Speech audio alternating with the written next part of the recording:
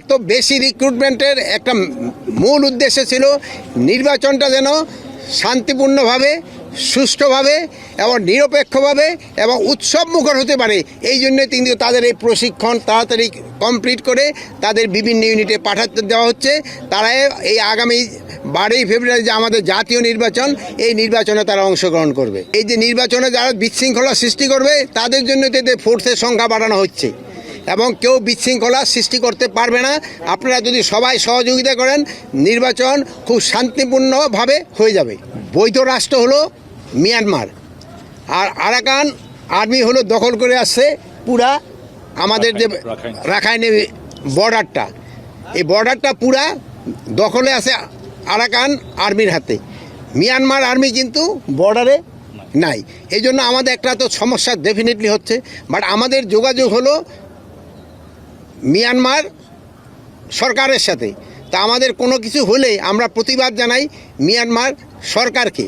But Arakan army যারা এখনও border আছে তাদের তো আমরা এখনও বৈধতা দেই নেই, এবং তারা যে বিভিন্নভাবে বর্ডারে যে আমাদের কিছু কিছু সমস্যার সৃষ্টি করতেছে তা আপনারা জানেন।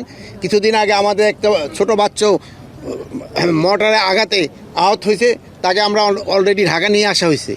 এবং মাঝে মাঝে তারা দেশ মিয়ানমার সেনাবাহিনী এবং আরাকান আর্মির নিজেদের ভিতরে যে সময় গণ্ডগোল লেগে যায়, সেই সময় অনেক সময় দুই একটা গোলা আমাদের সাইডে এসে পড়ে।